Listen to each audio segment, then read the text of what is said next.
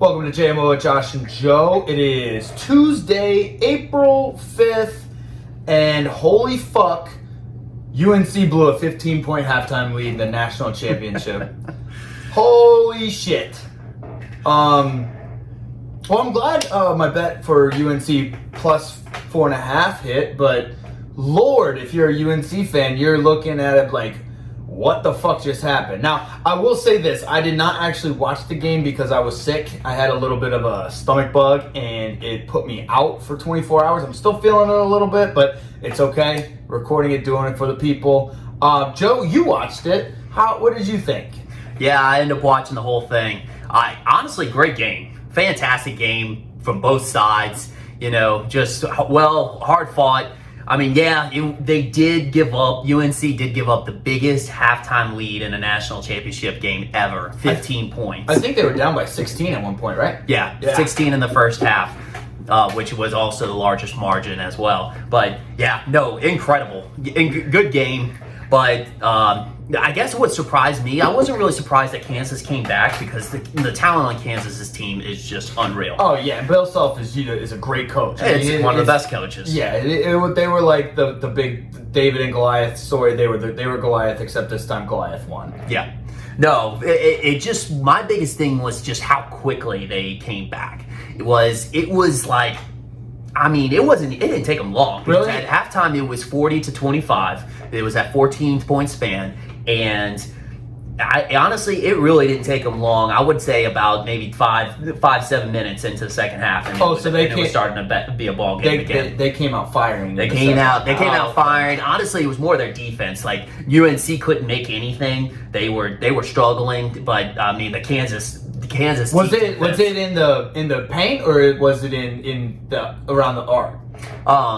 It was kind of more defensively. I mean they were shooting good around the threes, and I mean they have a great shooting percentage. So it was more around the arc, but it was more their defense. They just came out with a fiery passion. Apparently, Bill Self came and questioned their pride of the team, and like he challenged them. He challenged them at halftime. Really got them fired up.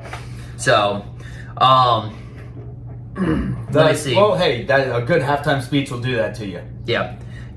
I'm trying to see what my other notes. Oh, there was honestly, whenever they got it back to where it was, there was a big moment into the game. So I'm gonna call him Bangkok because his last name sounds like it. Bangkok.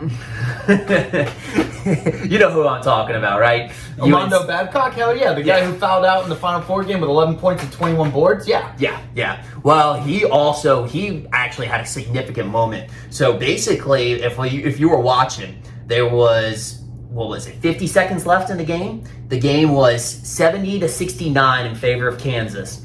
He drives up to the lane. Probably a good possibility. High percentage shot. Probably was going to make it. Ends up rolling his ankle like you did in the Final Four game. The same ankle that he did in the Final Four game. I figured it wasn't 100%. I figured he messed it up a little bit. But there was no way he was not playing that game. You got it. Yeah, but you got it. But the thing is, he just rolled it in action. And you got to respect Kansas. They had a 5-on-4 situation. They waited till he got down to where they could actually call a timeout.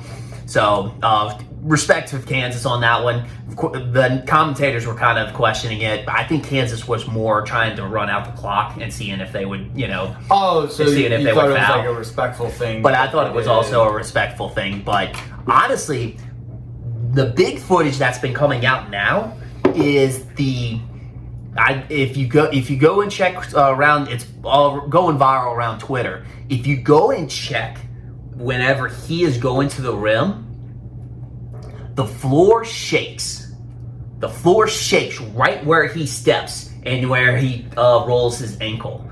Go check it out. Well, the floor is supposed to have a little give to it. Like most basketball courts, they do have a little give. so that whenever players fall, they fall on like not a concrete or an ice surface. It's a little bit of a give. But I haven't seen this video yet, so I don't know what. At the same time, if you look at the his other steps, nothing happens like that. Nothing. Okay, so it's very distinguishable, like Gotcha. a difference. And I mean, honestly, I guess that's no surprise. You know, for New Orleans, I mean, all of our streets are terrible since we're below sea level. So I think it's just a New Orleans thing.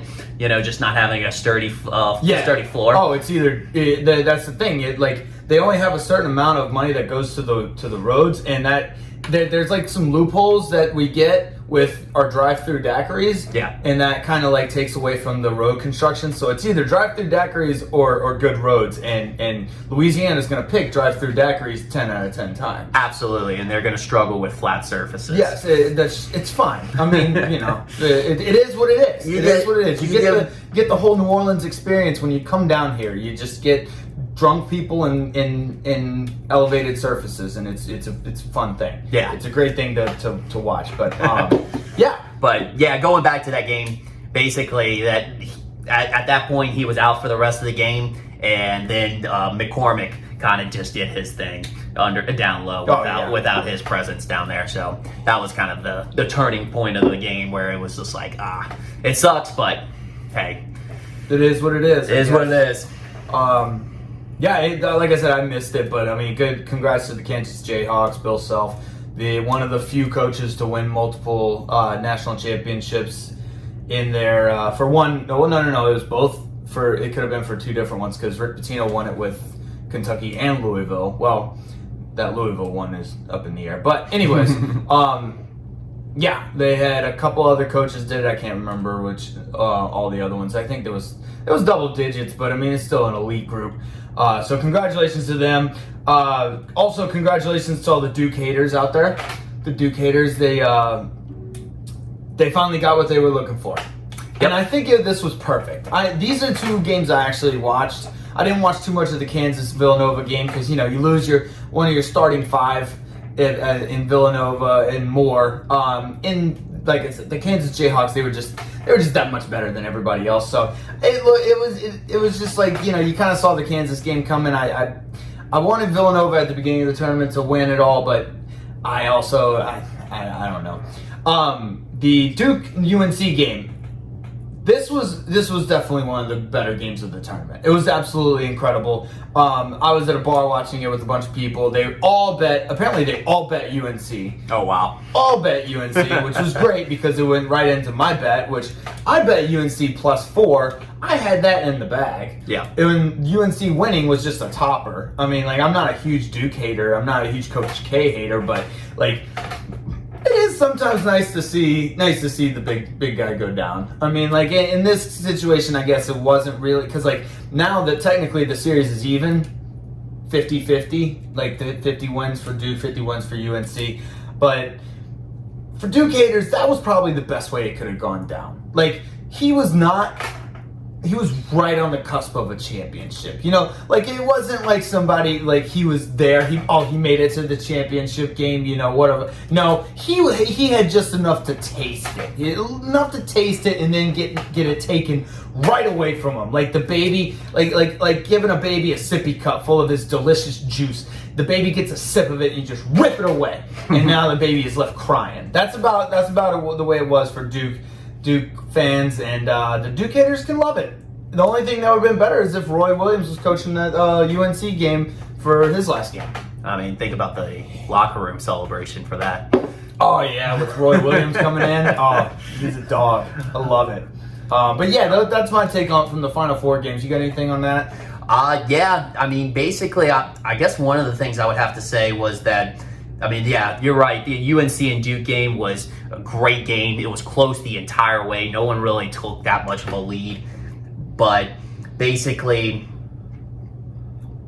what my biggest point from it as well is that I don't know if you saw it or not, but the and one that never was.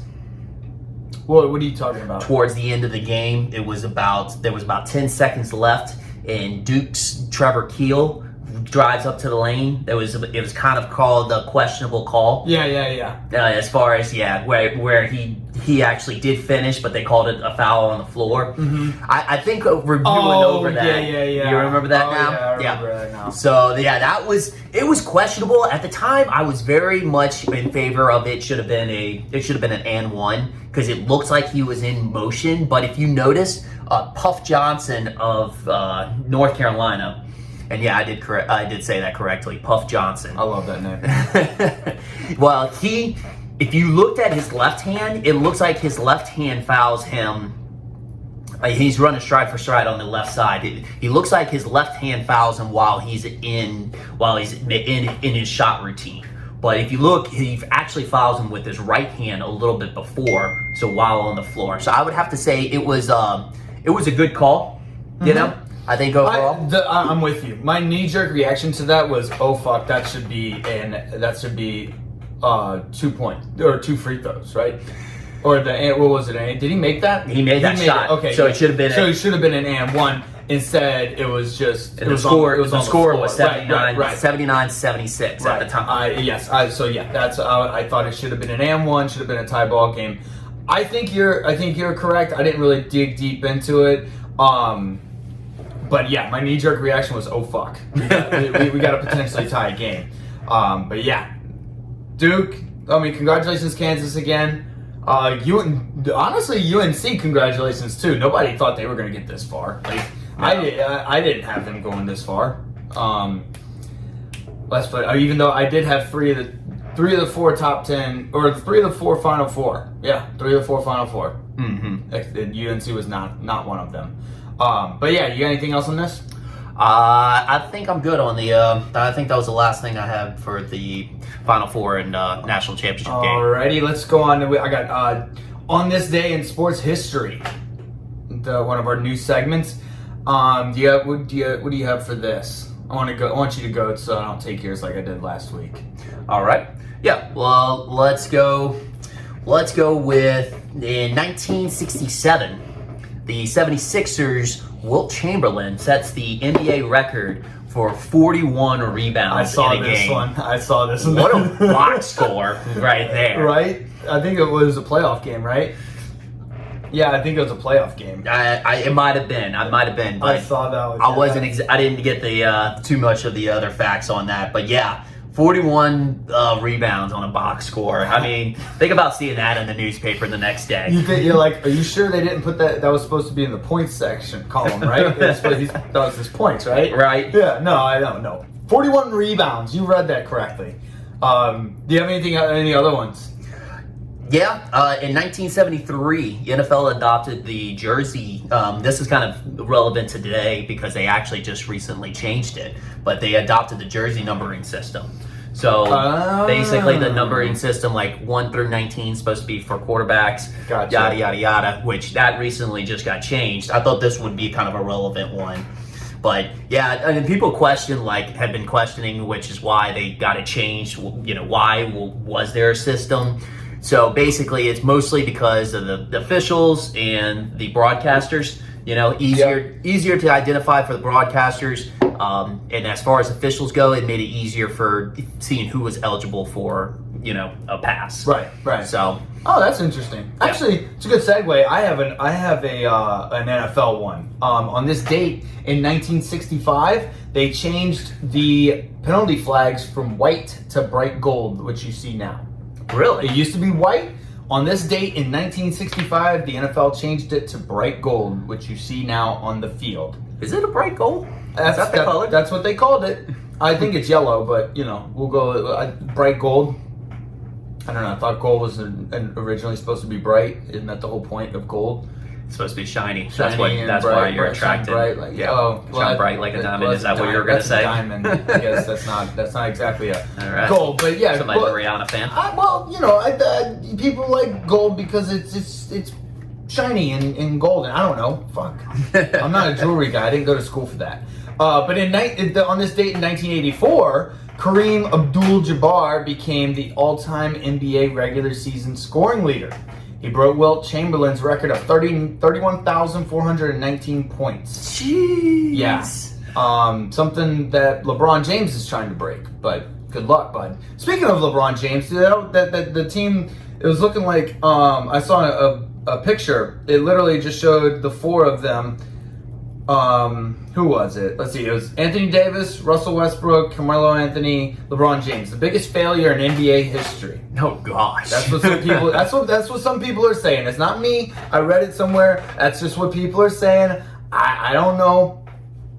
That's just what I read. It's not even my opinion. That's somebody else's opinion. It's the internet's opinion. The internet's opinion. The internet has spoken. All right, you got what else you got? You got one more? Yeah, I do have one more actually, and this one's kind of relevant right now because I like this one. Yeah, this one's because of with March Madness, closing up in the national title game. So, 2010, which 12 years ago, believe it or not. Jesus. I know, right? Duke beats Butler. So, in the national championship game, 61-59. Mm-hmm. I mean, we all recall that one because, I mean, honestly, it's even though it's 12 years ago, it didn't feel like it was that far ago, long ago. Yep. What was that, Singler? Yep, Kyle Singler scored 19 points. Coach at Butler was Brad Stevens. Yep, who's now a GM. Yeah, he's making big moves now. I know. He looks younger than I do. Still. Right? Like, I don't know what that guy's skincare routine is, but yeah. I mean, that's not saying much. I looked like I was 30 in college, so I guess take that for what you will. But still, like, the man's like pushing 50 years old, and he looks younger than a 32-year-old. So, are you trying to do a Benjamin Button thing going on right now? I'm trying to. Yeah. Brad Stevens is actually doing it. Yeah. Well, we'll just figure it out from there. Yeah. We'll have him on the podcast. Find his fountain of fucking youth or something. But yeah, that topped that off. I thought that was a good one. Kind of go down memory lane for a lot of our listeners. I like it. All right, let's go into the NFL recap. These April Fool's jokes, they're just bad now. Yeah. They're just bad. I mean, everybody expects them. Like, I did almost get got. Julian Edelman almost got me. He almost got me with going to Tampa. I think it's mostly just because I wanted it to happen. You and Patriots, or no, not Patriots, Bucs fans everywhere. Yeah. Yep. I just, you saw him working out with Brady earlier in the month, I think it was. Yeah, yep. Early in the month of March. And one of his trippy videos. Yeah, and so like, he put it up on his Twitter, and like I almost believed it, and then I was like, aha, you almost got me, you fucker. And then I started seeing all these fucking these April Fool's jokes come out. And I didn't like them. I don't like it. It's not a fun thing for me. I don't like it. But yeah, did you get fooled by any of them? You know what? That's one thing I was going to talk about was that, it gets you kind of in the morning, but it starts fading off towards the afternoon. You're right. When your brain is fresh and ready to, get all this information from the day, you're ready to conquer the day, carpe diem. You're trusting, you're like, oh yeah, today's gonna be a great day, and then life and reality hits you, and you're just like, oh yeah, that's right, that's why I don't like living. And then you're just like, and then you don't believe anything after that. But yeah, that was a little extreme, I get it, but that's just you wake up with so much life, and then it's just the media hits you in the face, and you're just like, oh, okay, this is why I don't trust people. Yeah, I thought the funny one was actually LeBron James saying that he was out for the season, and to be honest with you, he's already been out. He's already been out last Tuesday because of his injury, because he was he made it seem like it was believable because he was actually injured. So He tried real hard on this one. He tried real hard, and actually it did sound believable at first, but then he made it into an April Fool's. But now he's actually missing time at a crucial time where they're actually going to miss the playoffs. I think they might miss the playoffs. They might miss the playoffs. We'll get to that later, but yeah. Did he do just a kid from Akron things? Just a kid from Akron? He didn't do that for the April Fool's. Okay. It was just only for playing real life things. Yeah. All right, let's get to the NFL. I just really want to share with you real quick. I'm sure everybody's heard this by now, but I got to bring it up again. This is a direct quote from Antonio Brown. He said, and I quote, "I still feel like I can put up big numbers, and I see what these guys are getting paid. I just wonder why my value isn't being upheld as the same." End quote. And here's the thing. Here's the thing with that. I think he's being completely serious. Like, I honestly think that deep down, Antonio Brown thinks that he is wondering why people are not, like, scouting him or watching him or looking at or trying to do anything to get him on their team. Like, he genuinely is wondering why that is, why he's not getting looked at. And, like, I feel for him a little bit because I do think he could be productive on a certain team. Like, if you take off the mental case, I think he could be productive. I think he could be a valuable asset to majority of these teams, if not all of these teams. You know what I'm saying? Yep. But just the lack of self-awareness that someone has to have in order to say this and actually, like I said, mean it, it's just it's incomprehensible. I can't even fathom how much you just have to not know what is going on around you to say something like that. You know what I'm saying? You know what? It kind of reminds me of a situation that, you know, we used to see with Blake Bortles back in the day. So Blake Bortles, you know, basically kind of just was like, didn't really care about, you know, wins and losses, but basically, you know, after a loss, you know, the reporters would have him try to explain himself, and he's like, "Well, did you see my game? I had, you know, over 300 yards and you know, three touchdowns. The stats speak for themselves." And then everybody's like, "No, but you still have to win the game." And so, like, I guess it's just a misconnect of, like, what it takes to actually win the game and, you know, what the production on the field. So you're right. I mean, he could definitely produce in the right scenario and stuff like that. But you also can't be a headache for the team and, you know, derail them and, you know, right, be a distraction. I mean, no, I see what you're saying. I get it. So the disconnect is he's looking at his stats and he's like, "Man, I've got these stats on lock. I'm beating out the best cornerbacks in the league. You know, like, the football skills all there, but he just doesn't. I guess has a mental block on, you know, him running off the field." Yeah. Also, I was about to say quitting, you know, in the middle of a football game doesn't look too great, I guess. But because, like, they did win a Super Bowl with him. Like, he has a Super Bowl ring. Like, very true. I mean, how much of a headache do you have to be a Super Bowl winning wide receiver who won not 2 years ago and was very productive on said team and not even be looked at, like, in the prime of your career? Yep. Your mental head case. I mean, if he needs help, go get help. But from my perspective, I don't know what's wrong with the guy. I think he's just had. This is just my opinion, but I think money's gone to his head because I really do think, like, even though Mike Tomlin does a great job with these nutcases, I really do think that before Antonio Brown got really, really rich for a long period of time, that I think he was a little calmer, a little more chilled out. And same with Le'Veon Bell.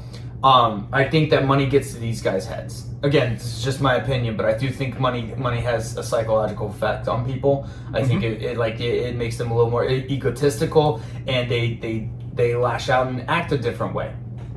So there you go. My take on that. Do you have anything else on Antonio Brown? I know I kind of plopped. No, but I like how you're doing the quote, and hopefully we can actually do this on a actual segment. If we can create a segment, if these guys actually produce enough quotes like this, and hopefully it keeps continuing, because I have a quote from Jameis Winston. Oh, let me hear it. Please give it to me. If we can just collect enough quotes from Jameis Winston and Antonio Brown, yes, basically just stalk their social medias, and we can actually create a segment every week. I honestly, there's some really, really now finally getting on Twitter for a while. There's some really active, like, most of the people in the NFL are active. Yeah. And some of them are funnier than others, but they're pretty active, and we can always find gold. Oh, gold. Like, especially like this one. So basically, Jameis Winston quote of the week. So basically, you know, for the background story, you know, he went on the free agent market, tried to look around. Saints looked around. They end up kind of coming back together, you know, bringing the relationship back together again. So Jameis is trying to win back over the fans and stuff. So he basically said, "I can do everything your favorite quarterback can do." basically proven his worth, as your starting quarterback. It's basically it was he really said, "I can do everything your favorite quarterback can do." Yes. That was and end quote. End quote.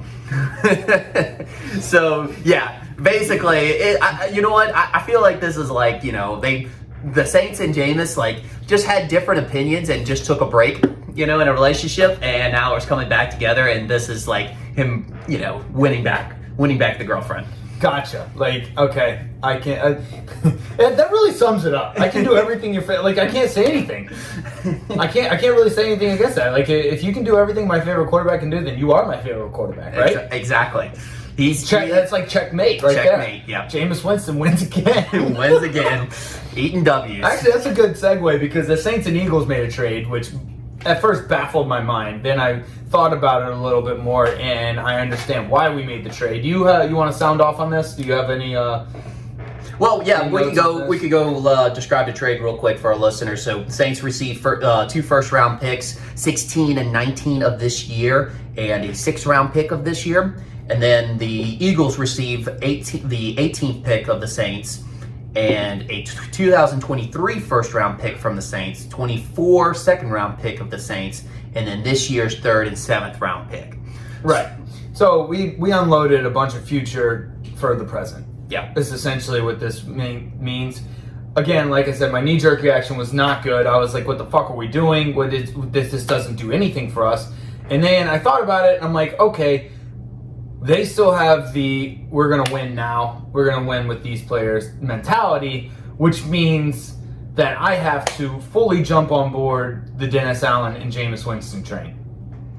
Yeah, no, they are not rebuilding. They're not rebuilding at all. No, they are not. Yeah, basically, yeah, my biggest takeaway with this was what are the Saints doing? I mean, they're giving away their future, but when I kind of look back at it, the Saints never look in the future. They always are when it comes to draft, they always are what can I do now? Yeah, they either trade a future first round pick for Marcus Davenport, and honestly, there's been so many 1st, 2nd, and 3rd rounds that they've traded away because they like somebody. It's always in the now. They're always in the now moment, never looking in the future. Right. If Miss Benson was like, "Ooh, I like that one," then boom, yeah, they got him. Yeah, that's just how they draft. I don't know if that's exactly how it goes, but yeah, that's just how I made it up in my head. I like your thinking, but yeah, I would have to say, I guess they're setting themselves up. If a quarterback falls to them, they can take a quarterback, but still have a 1st round pick because they still have big needs offensive tackle and I hope they do not do that. And wide receiver. Good Lord, I hope. My hope is that they don't do that and they draft a wide receiver and offensive tackle. If they do that and they saw 2 guys that they really liked, I think that's an awesome draft. I like the wide receiver, and the tackle would be nice. I would also like a second pick in the secondary. Secondary would just to bolster up the secondary because that's always something that we have a problem with. We always end up having 1 or 2 guys short. I think that wide receiver probably number 1, especially with how stacked this class is. I would love to get one of these guys. One of these guys would be awesome on the Saints, especially with the Michael Thomas situation. I don't know what's going on with that. We're Saints fans, and I still have no fucking idea what's going on. I don't think anybody. Apparently, he said he's in. He's back in, but I mean, we'll see how long that lasts. Yeah, well, what's different from now and then, last year before, not a clue. That's why I said we'll see how long that lasts. Yeah, but anyways, all right.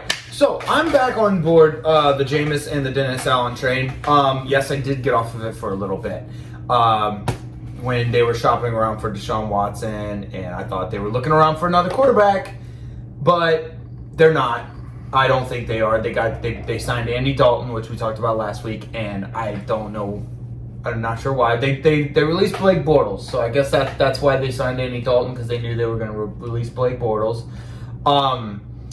Let's see. So I pulled up some Jameis Winston stats that has helped me completely come full circle back around to Jameis. Oh, you had to convince yourself? Well, sometimes I have to do this because I jumped off the Jameis train, so I had to get back on it. and this helped me get Gotcha. back on it. You see what I'm saying? Yep. So the in 2019, I know we all pretty much know this, but Jameis Winston passed for 5,109 yards. Oh, 5,109 yards. Only 5 quarterbacks to do that. I do remember that. Yes, and he threw for 33 touchdowns. He was pretty much blind. Had to get LASIK. He was pretty much blind. In 2021, he threw 1,170 yards, 14 touchdowns, 3 interceptions in 7 games. He was on pace to have a phenomenal season. He was 5-2 with the Saints. We were looking phenomenal, and then he got season-ending injury. He's not afraid to throw the ball. He's a gunslinger, and I like that. And he can actually see now. He takes risks, and I love that about a quarterback. He also he has that mentality where he's naive, and he doesn't know that he's as bad as he is in some cases. So which I like that. I like that. Blind confidence is good in a quarterback. He's got a quarterback with some kahunas. He's got some balls. Let's see, what else do I have? What else? Completed air yards. In 2019, completed air yards was 3,249. That was first in the league. Completed air yards per completion, which is 8.6. That was tied for first. Completed air yards per pass attempt, which was 5.5. That was first in the league. And pass yards after catch per completion was 4.9, which is 25th, which means he did all the fucking work that year, and he got almost no help from his wide receivers. Now, that being said, I like a quarterback that puts in the work and has the talent and the go-getter mentality, go-getter attitude from my quarterback. He makes difficult throws with not much help. I like it. And now that he can fully see, I think he's going to be an asset. We're going to the Super Bowl. Boom, done. And look, we got 2 wins easy with the Tampa Bay Bucks against Tom Brady. We're gonna beat the fucking Dirty Birds because they suck. And we're gonna beat the Panthers because they're a clusterfuck. So we got 6 wins right there. I don't care that we play did you see we played the NFC West and the AFC North? You saw that? And then they trickled in the Las Vegas Raiders and the Philadelphia Eagles and one other team. Oh, the Minnesota Vikings. Fuck the Eagles, fuck the Vikings, and fuck the Raiders. We'll beat all. Well, no, we might not beat all 3 of those. I'll say we win 2 out of those 3. The NFC West is gonna be tough. It's gonna be tough. I think we'll beat.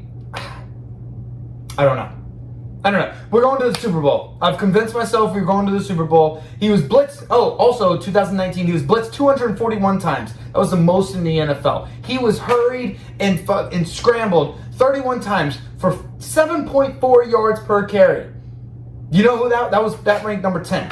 You know who that was ahead of? That was ahead of Josh Allen, Dak Prescott, and Deshaun Watson that year. Yeah, Saints gonna win the NFC South. That's how I'm. Yeah. Wow.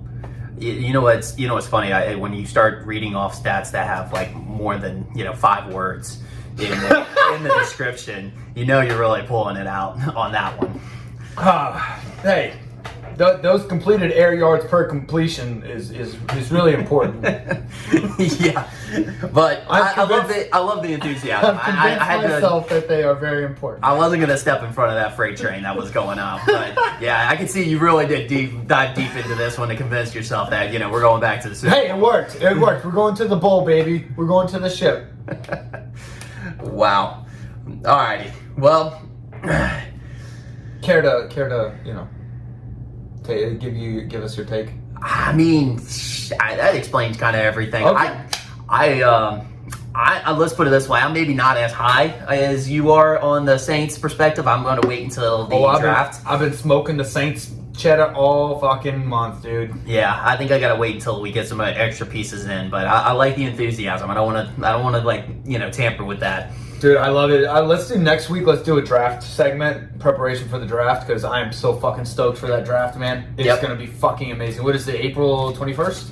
Should be coming up soon. So coming up in April, yeah. Dude, I can't wait. Did you know Matt Rule is the longest tenured head coach in the NFC South?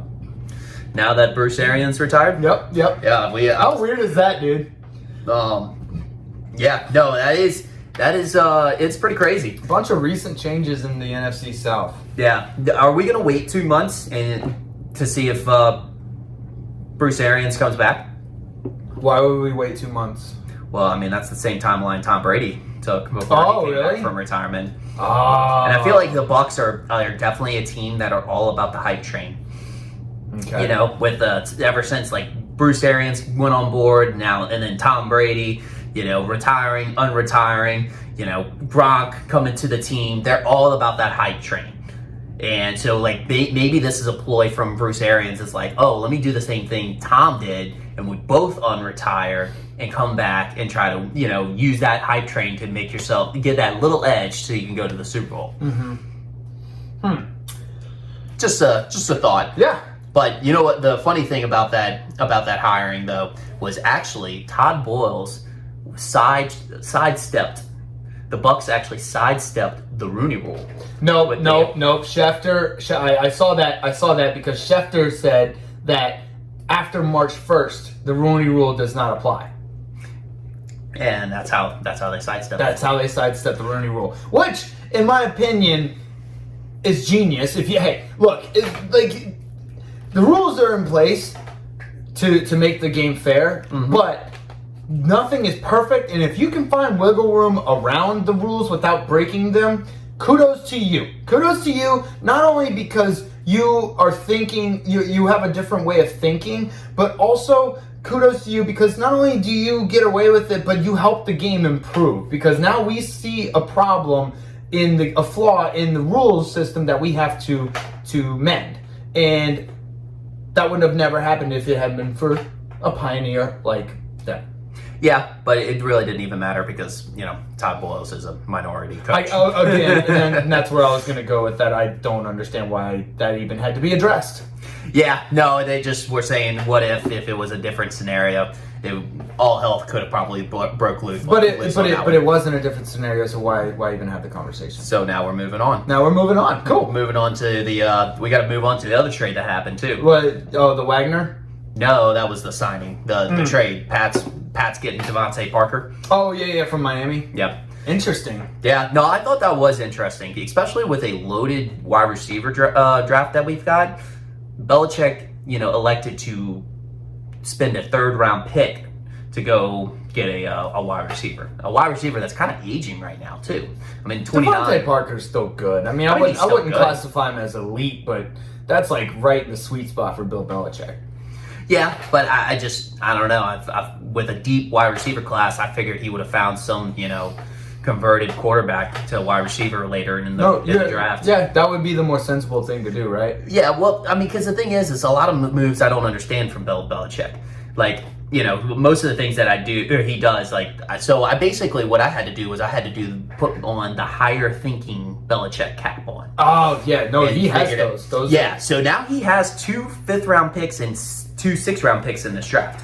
Oh, that's where he thrives. Oh yeah, especially like most GMs just give up at that point. They don't really. They just kind of just draft him to be drafted. And he's like, that's when he hits his stride. I'm gonna watch this. I draft lacrosse players in the 6th round. I'll draft the best QB of all time, 6th round. Yeah. So I'm not really sure on it. But hey, I think Belichick's cooking up something. No, I completely agree. I bet he is. So, but hey, Dolphins, that was not a bad pickup. They had to give up a 5th round as well, but they got a 3rd round. So yeah, which is a good prime spot. So, lots of great players coming in the 3rd round. Yeah, you think the Eagles were feeling too much pressure for 3 first-round picks? That honestly, I don't question anything the City of Brotherly Love does because I'm so scared shitless of what they're gonna do to me if I do question what they do. So no, I think they know exactly what they're doing. I mean, the pressure of fucking up 3 first-round draft picks, like we talked about in previous episodes. Yeah. I think that got to them. Yeah. They were like, that's 3's too much. We gotta 3's too much. We gotta dwindle it down to 2. I guess maybe the pressure broke even the strongest of football organizations. I guess that's huge. Yeah, yep. 3 first-round picks is a lot of pressure. It's too much pressure. That's a lot. Like, what do you do with 3 first-round picks? I mean, you obviously draft a sick-ass fucking class. But what if you get 3 busts? What if all 3 what's that receiver's name? Oh my god. Jalen Reagor. Jalen Reagor. Yeah, what if all three of them are Jalen Reagors, like we talked about? Like, that's just so bad. So bad. Yep. Anyways, moving on. What else you got on the NFL? Besides the Bobby Wagner signing, which we briefly talked about, which I don't understand how these 31 and 32-year-old defensive players are getting these 5-6 year contracts. Well, they're all fake. None of them matters after 2 years. Like they'll restructure the deal after 2 years. That's what the Von Miller contract. It doesn't fucking matter. He's not going to be. No way in hell he's going to be there for 6 years. No, they're gonna have him for 2 years. Find a way to get rid of him. Yep. They'll restructure the deal, give him some guaranteed money, and send him on his way. That's the way they're going to do it with Bobby Wagner. That's the way they do it with all these old defensive players. My thing is, like, it's just, like, it's beating a dead horse, but there's no cap. No cap. There's no NFL cap. Yep. I don't think it exists. And that's no cap. That's no cap. Nice. Well, I get one other thing I have, which is tough. If he actually said this, which, I mean, it's been going around the internet for a while, so I think he actually did. But Tyreek Hill on Tua, this was a direct quote, and I quote, "Going from Mahomes to Tua is like going from a Lambo to a used 2001 Honda Civic." End quote. That's not a good look. That's not something you say to your new quarterback whenever that's a fake quote. Is it a fake quote? Okay. It's a fake quote. All right, I was hoping. All that. I think. Okay, here's the thing. I saw it in multiple spots on the internet, and I was hoping that. I mean, it's funny as fuck. Oh, it's so funny. It's funny as fuck. It's hilarious. I was hoping it was fake. Good For Tua's sake, you know. Just with these, with what some of these people, and I know we know Tyreek Hill is fucking insane, but like insanely good. That's what I meant. But like, I don't. That's just with what these NFL players are saying. I don't put that out of the realm of possibility for them to actually say. So that's why I got sucked into that one. But anyways, yeah, that's all I got. You got anything else? I think that's it for football. Okay, football cool. Jameis Winston's gonna have 5,000 plus yards, 35 plus touchdowns, and less than 10 interceptions. Done. Anyways, all right, let's go talking soccer. The USA men's national team made the fucking World Cup. Can you believe that? That's pretty crazy. I don't even know what I'm talking about. Like what do you mean we made the World Cup? Like it's the World Cup. Like we're all supposed to be in the fucking World Cup. It's called the World Cup. How do you shut out countries from the World Cup? That's true. I feel like I would feel like a third world country if we didn't make the World Cup. That's what I'm saying, right? I mean, it's kind of embarrassing. I know. Like I guess it was a big deal. We're in the group with Iran, England, and the UEFA playoff winner. Ooh. Again, don't know what that means. Apparently, I guess. I mean, I'm assuming England's gonna be hard to beat. Yeah, I guess. But good news is we have to it just has to be the top two in each group. So we can come in second and still win, which again puzzles me about soccer, but whatever. You can tie and come in second and still win. Is Ted Lasso a coach in the England team? I mean, we need to figure that out. No, he should be of the American team. Of the American team? He should be of the American team. We'll look up who's coaching the American team. But yeah, we'll figure that out. It's definitely gotta be Ted Lasso. Okay, all right, yeah, we'll call it Ted Lasso. I guess with the way the groups work is each team plays the other team once. So there's 6 matchups, and at the end they shit, I don't even know. I guess they total up like the records. So like, fuck. Yeah. Well, what if somebody's like? What if they're both 2-1? Oh, then I guess. don't even understand what you're talking about. Well, I'm trying to understand the groups. Like, what if 2 of them are like 2-1? So then they add up the goals, and then whoever has the most goals. What if they have the same amount of goals? See, I don't understand soccer. That's why I'm trying to figure it out. I literally the only reason I'm doing this is for one of my buddies, and Did you know that there's so many leagues? Dude, there's so many leagues. Why do they fucking need so many leagues? And there's 2 leagues that are like, I mean, the Premier League, you know, you would think, oh yeah, that's the top of the league. But then there's a championship league, which championship, you have to be, if you're a champion, you're the top of the league. So which one's the top of the league? Premier or champion? Which one's the NFL? It's the yeah, thank you. I need it to be broken down in American terms. Which league is the NFL? Which league is the CFL? And which league is the Lingerie Football League? Please, Yes. please tell me. I need to know this. I need to know which It needs one to is be which. broken down like that. Yes. Not this Premier League, Champions League, Major League Soccer. UEFA, which that would actually make Bundesliga, sense. Spanish La Liga. La Liga, French Ligue, What and the- German Bundesliga. Bundesliga. And then Italian Serie A. Serie A. So, yeah, no, I don't get it. There's that's way amazing. too many. Well, hey, guess That's what? too many leagues. There's too many. I need to know which one's the NFL. Please, someone tell me who the fucking NFL is. All right. Excuse me. One other thing. So the World Cup doesn't start till November 21st. Plenty of time for me to completely forget about it, and then when it comes back around, I'll be watching football, so I won't give a shit. Yeah, no, probably not. Okay. Well, let's go back to the Champions League, which I'm going to assume is the NFL because they're the champions, right? They're the champions. The champions. Yep. Okay. Liverpool beats Benfica. I think, yeah. The Pool of Livers beats the Poisonous Gases. I do remember the Liverpools. Yes. The Pool of Livers beats the Poisonous Gas 3-1. And then Manchester City, the city of Manchester's, beats Athletic Madrid. Atletico de Madrid. Yeah, Madrid. The Madrid Athletics. You know the Oakland Athletics. Yep. The Madrid Athletics. Yep. Yeah. That's the Manchester City beats the Madrid Athletics. Dude, did you know there's a West Ham United? Yeah. Bro, that must have been some great pork right there. West Ham. They cook pork with the West Ham. Well, no, I mean they named a team after some pork. Oh Yeah, that's a was, hell of a pork right there. That's the Green Street Hooligans team right there. Yeah, yep. That's where I first learned it.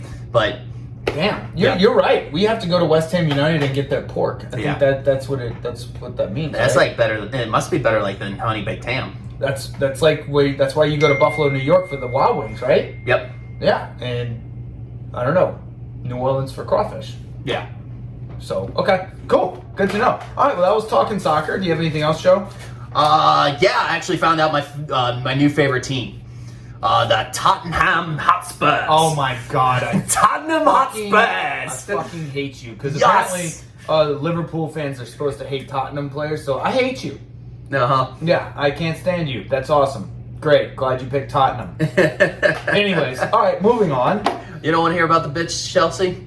The bitch Chelsea? Oh yeah, the European Karen. Yeah, the bitch Chelsea lost to the husky lawyer Brentford. Oh, 4-1. Nice, good deal. Yeah, that was. Fuck Chelsea. Yeah, fuck Chelsea. All right, oh, cool. and then one last thing I had this thing. So I was really discovering, our the into soccer and or American football or non-American football. I don't know, but Non-American football. so I went to check out the Liverpools, and did you know that it's a dangerous sport? What? So Liverpool's record is 22 wins, 2 losses, and 6 deaths. 6 deaths? Yeah.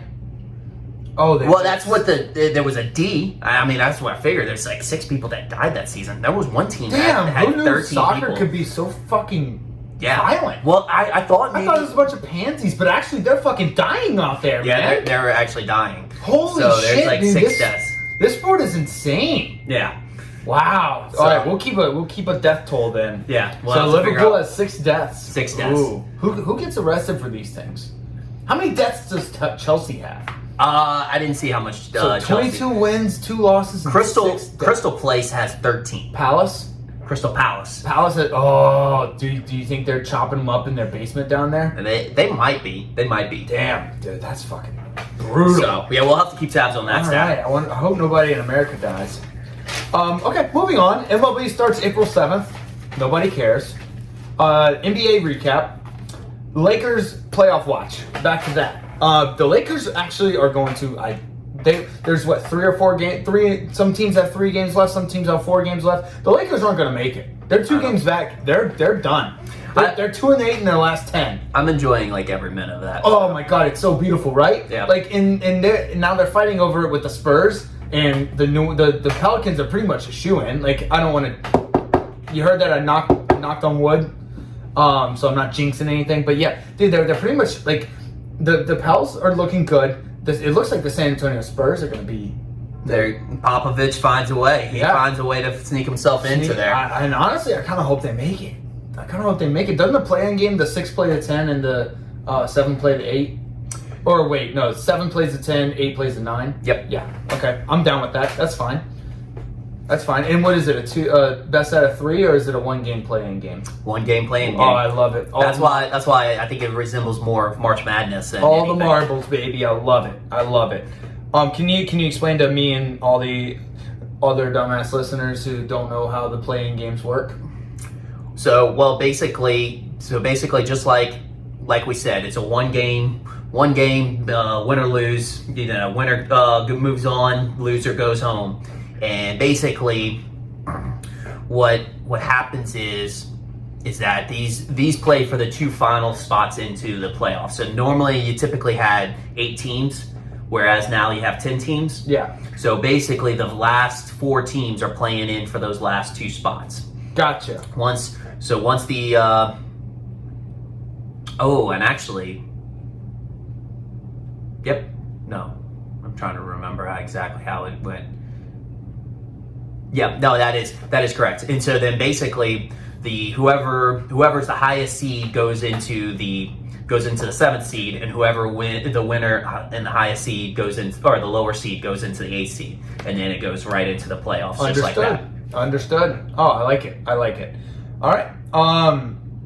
Yeah, dude. One thing. Everything is pretty much set in the East. I was looking, except the top 4, which I mean it doesn't matter because they're already in. But like it does have to do with like home court advantage and like seeding and stuff. The top 4 are pretty much like 1 game apart. Like the 2, 3, and 4 are all within 1 game, a half a game of each other. And then number 1, the Heat are like, it's like 2 games out, but like they're not doing so well. But so by the end of the season, they could be like right there. It could all be within 1 game. Yeah, all 4 of them. It's awesome. The East is going to be so much fucking fun to watch. Boston is the hottest team in the league. Like it's them and Memphis that are the 2 hottest teams in the league. Since January, they have the best record and the best offense and defensive efficiency. It's unreal. Jason Tatum's playing at a whole other level. They look like they're playing as a unit. Yep. That's the best way to describe the Boston Celtics. And just John Morant on the Memphis side is just, I mean, he's a superstar now, right? I think we can kind of say that. Yeah, but the crazy part is that they've been 19-2 without him. So they've shown that actually, because he's been hurt, but they've shown that they actually can be a good team without him. So like just getting him back is just going to be huge. Yeah, they have a good core. Yeah, Phoenix is hot too. I gotta put them in there. Yeah, let's get through NBA recap so we can send everybody along. Jesus, the time just flies when we're talking. I mean, right? It really does. It just fucking flies, man. One thing I saw, Ben Simmons isn't playing for the rest of the regular season and the play-in games. Shocker. Shocker, right? Like, come on. We didn't see that coming. And not that the play-in game really matters for Brooklyn because they're not even playing in the play-in game. They're going to be top 5 easy. Or top 6 easy, so like that's not a big deal, but still, like, dude, it's one thing after another with the guy. He's so talented. I think he's just got a bad attitude.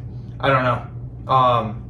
Another thing I've been looking, dude, Charlotte Hornets have been sneaky good.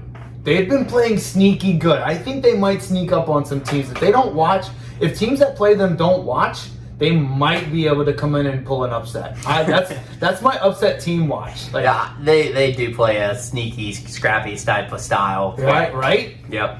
Yeah, I like them. That's my sneaky team of the playoffs. But you got anything else on this? I think that's about it. Okay. All right. I got a little motivational quote, and then we'll send each other on the way. I don't know who said this. Frankly, I don't. It's not that big of a deal. It's just the message. Just imagine this: if you had $86,400 in your account, someone stole $10 from you. Would you be upset and throw all of the remaining $86,390 away in hopes of getting back at that person, or move on and live? You'd probably move on and live. We all have. We all have 86,400 seconds each day. Don't let someone's negative 10 seconds ruin the remaining 86,390 seconds. Don't sweat the small stuff. Life is bigger than that. Nice. Love y'all.